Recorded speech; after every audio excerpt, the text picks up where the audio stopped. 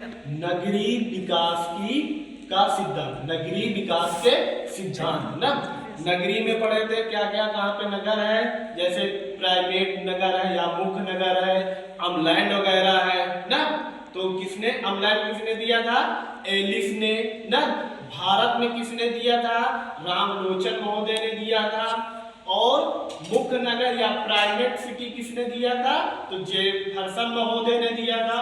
उसके बाद देखते हैं नगरीय विकास के सिद्धांत। नगरीय विकास के सिद्धांत में एक सिद्धांत पढ़ते हैं संकेंद्रित सिद्धांत। संकेंद्रित सिद्धांत किसने दिया था? बर्गेस महोदय ने दिया था। उसके बाद पढ़ते हैं कि दूसरा है सेक्टर सिद्धांत। सेक्टर सिद्धांत किसने दिया था?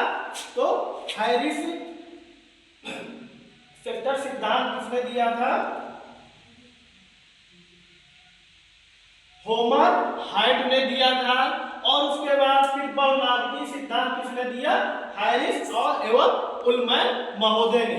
तो हैरिस और उलमैन महोदय ने ये अपना अपना सिद्धांत दिया, बहुनागरी सिद्धांत। इसमें से देखो जैसे कि ये पहला है, इस पहले मुख्य केंद्र को इन्होंने क्या माना था? केंद्रीय व्यापार क्षेत्र। इस मुख्य क्षेत्र को क्या माना इन्होंने? केंद्रीय व्यापार क्षेत्र। इस केंद्रीय व्यापार क्षेत्र के चारों ओर अपने छोटे छोटे नगरों का भी विकास किया।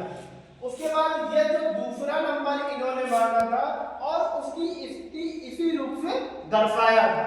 दूसरा इन्होंने माना था थोक व्यापारिक क्षेत्र। दूसरा क्या कहा कि जो इस केंद्रीय व्यापार क्षेत्र के पास होंगे वो क्या होंगे? थोक विक्रेता होंगे ना, इकट्ठा जो सामान खरीदारी वाले होंगे। फिर उसके आगे पीछे थोक व्यापारी के पास कौन होंगे? निम्न वर्गीय आवासीय क्षेत्र के होंगे। तीसरे नंबर पे इन्होंने किसको रखा था?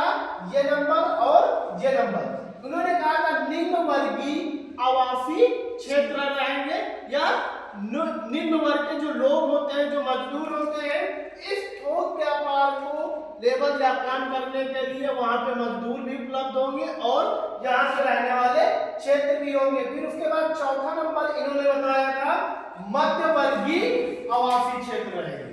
फिर निम्न के बाद इन्होंने चौथा नंबर किसको व्यक्त किया था? होमर हैरिस और उलमैन ने बहुनागरी सिद्धांत में चौथा नंबर को बताया था मध्य वर्गीय आवासीय क्षेत्र को बताया था। फिर पांचवें नंबर इन्होंने बताया था, पांचवें नंबर में उच्च वर्गीय आवासीय क्षेत्र। फिर क्या बताया? उच्च वर्गीय क्षेत्र जैसे कि होमर क्या कहते हैं, बर्गेस महोदय ने भी कहा था कि जो उच्च वर्गीय क्षेत्र होंगे वो कहां पे होंगे? वो नगर के दूर होंगे ना। उन्हीं को वैसे ही इन्होंने भी क्या कहा कि ये दूर प्रभाव क्षेत्र को बताया पांचवें नंबर पे कि जो उच्च वर्गीय क्षेत्र, उच्च वर्गीय आवासीय क्षेत्र होंगे वो क्या होंगे? नगर के दूर बसेंगे। फिर उसके बाद इन्होंने भारी औद्योगिक क्षेत्र बताया। और फिर उसके बाद जब इन्होंने क्या कहते हैं नगर को आगे बढ़ाया तो उन्होंने कहा जो भारी वस्तुएं होंगी उनको क्या किया? नगर से दूर स्थापित करने की बात की गई थी। जैसे कि पांचवा नंबर ये हो गया, तो छठवां नंबर ये हो गया। ये भी क्या है? नगर से सटा रहेगा और नगर से दूर रहेगा ना। उसके बाद जैसे कि दिल्ली है, दिल्ली के बाद नोएडा बना हुआ है ना। दिल्ली को हटा के नोएडा का भी स्थापना की जाए। वैसे भारी उद्योग क्षेत्रों की फैक्ट्रियां वगैरह क्या होंगी? नगर से जुड़ी होंगी लेकिन भारी भी हो औद्योगिक क्षेत्रों। फिर उसके बाद बहिर्वर्ती व्यापारिक क्षेत्र, इसके बाहर की जो व्यापारिक क्षेत्र होगा वो 7वें नंबर पे होगा। इन दोनों के क्षेत्र में आदान प्रदान होगा, दोनों का एरिया बटा होगा और दोनों एक दूसरे को क्या करेंगे? जोड़ेंगे। फिर आठवां है आवासीय उपनगर। अब इसके बाद जो आठवां नंबर उन्होंने बताया कि ये जो आठवां नंबर है इसमें उन्होंने कहा था कि यहाँ पे आवासीय उपनगर की संख्या दी थी। जो नगर के थोड़ा से दूर होंगे वो आवासीय होंगे और एक तरह से कॉलोनी टाइप के ना, वैसे उनको उपनगर में जोड़ा जाएगा और ये महानगर से क्या होंगे? जुड़े होंगे और महानगर से थोड़ी दूर होने की वजह से इनको उपनगर की संज्ञा दे दी गई। उसके बाद औद्योगिक उपनगर, फिर जब ये क्षेत्र होगा तो इसके बाद थोड़ा सा दूसरा क्षेत्र भी इन्होंने उसी की संगत जोड़ते हुए कहा कि औद्योगिक उपनगर के विषय में बात करेंगे। तो ये था हमारा नगर विकास की अवस्थाएं, नगर कैसे होते हैं, जैसे कि गेटमैन ने नगर विकास की अवस्थाएं दी थी, उसके बाद टेलर महोदय ने नगर विकास की 7 अवस्थाएं दी थी।